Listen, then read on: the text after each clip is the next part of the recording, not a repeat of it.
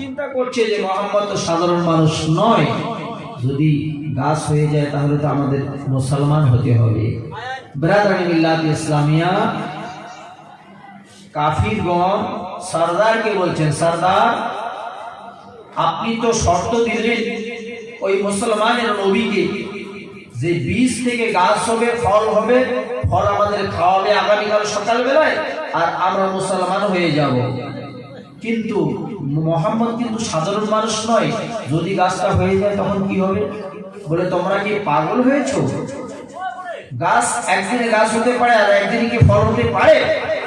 বললাম না, সে তো হতে পারে না, কিন্তু মোহাম্মদ তো সাধারণ মানুষ নয়, যদি হয়ে যায়। বলছে ঠিক আছে চলো। গিয়ে তারা সবাই বীজগুলো উঠাই নিয়ে চলে আসে। আচ্ছা, গাছ তো বীজ ছাড়া গাছ হয় না, বীজগুলো নিয়ে আসছে, গাছ আর হবে না। এরা শিওর হয়ে আছে গাছ আর হবে না। সরদার বলছে বাবা বলো এবার গাছ হবে? বলছে না, একদম শিওরিটি গাছ কোনো হবে না। কেন? বীজ তুলে নিয়ে আসা হয়েছে। সকালবেলা এরা যাচ্ছে মোহাম্মদকে মক্কার জমিন থেকে তাড়াবে। ব্রাদার মিল্লাত ইসলামিয়া, আব্বা নবীটা কিরকম? সবাই মিলে নবী পাকের দরবারে হাজির হয়ে গেছে। বলছেন মোহাম্মদ, ও মুসলমানের নবী, আপনি আমাদের খেজুর খাওয়ান, আমরা কলেমা পড়ে নেব। আমার নবী তাদেরকে নিয়ে যখন বাগানের দিকে চলে যাচ্ছেন, যেতে যেতে যেতে যেতে যখন কাছাকাছি পৌঁছে গেছে, ও আব্বা আমার নবীর হাতের বরকতে আমার আল্লাহ বিনা বীজে খেজুরের বাগান তৈরি করে রেখেছে। বাগান তৈরি, খেজুর। নবী পাক একটা গাছের নিচে দাঁড়িয়ে বলছেন, এই গাছ আল্লাহর হুকুমে, এই গাছ আল্লাহর হুকুমে তোর গাছ থেকে কিছু ফল আমার হাতে দে। সঙ্গে সঙ্গে থরথর করে ফলগুলো পড়লো আমার নবী সবার হাতে। আপনার খেজুরগুলো তুলে দিলেন, সবাই খাচ্ছেন, মাথা হিলাচ্ছেন। আল্লাহ রসুল জিজ্ঞেস করলেন, বাবা খেজুরগুলোকে মজা আছে কি মজা নাই? বলছে হুজুর এত মজা পৃথিবীর জমিনে আর কোন এরকম সুস্বাদু খানা নাই। কিন্তু হুজুর একটাই কথা হলো, যতগুলো খেজুর আমরা খেয়েছি প্রত্যেকটা খেজুরের মধ্যে আমরা দেখলাম কোন খেজুরের মধ্যে একটাও বীজ পাওয়া যায়নি। জোরে বলুন। বলছে বাবা বীজ তোমরা পাবে কোথায়?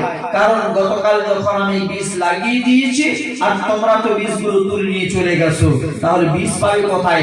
যার কারণে আমার আল্লাহ রাব্বুল আলামিন কোন শব্দের দ্বারায়, কোন শব্দের দ্বারায় আল্লাহ বলেন কুন ফায়াকুন, হও বললে হয়ে যায়। আমার আল্লাহ রাব্বুল আলামিন বিনা বীজে খেজুরের গাছ তৈরি করে দিয়েছে। জোরে বলুন সুবহানাল্লাহ।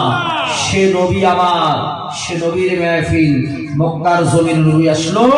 ব্রাদার মিল্লাত ইসলামিয়া, সনাতন ধর্মের গ্রন্থ বলছে এত স্নিগ্ধন্তরিচ্ছ আচার্যের সমন্বিত মহামদ ইতিখ্যাত শিষ্য শাখা সমন্বিত নেপশ্চৈব মহাদ এবং মরুস্থল নিবাসিনী গঙ্গা জলেশ্চ সংস্নাপ পঞ্চগব্য সমন্বিত চন্দনাদি ভীর্বচ্ছ তুষ্টাবমন সাহরম ত্রিপুরা সুরনাশায় বহু মায়া প্রবর্তিনে মৃচ্ছ গুপ্তায় শুদ্ধায় সচ্চিদানন্দ রূপিণে তম্বাং হিংকিং কর শরণার্থ উপাগতম।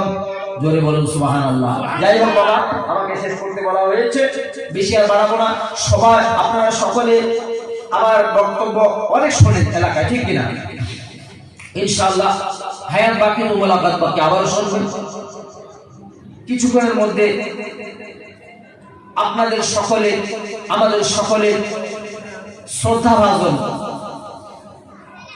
হযরত আল্লামা মাওলানা মুতালিব সাহেব চলে আসবেন। তার আগে আমাদের আল্লামা মাওলানা রফিউল বারী সাহেব, উনিও আপনাদের সামনে কিছু আলোচনা তুলে ধরবেন। দেখুন বাবা, প্রত্যেকের একটা হক আছে, উনি এলাকার হলেও কিছু হক আছে। ওনার বক্তব্য আপনারা সবাই শ্রবণ করার চেষ্টা করবেন।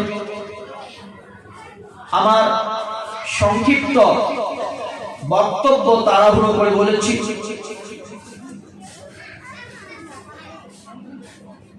বলার মধ্যে কোরআন সুন্নাহর আলোকে ভুল ভ্রান্তি হয়ে থাকলে আল্লাহর দরবারে আমি তওবা করছি। আস্তাগফিরুল্লাহ রাব্বি মিন কুল্লি যামবি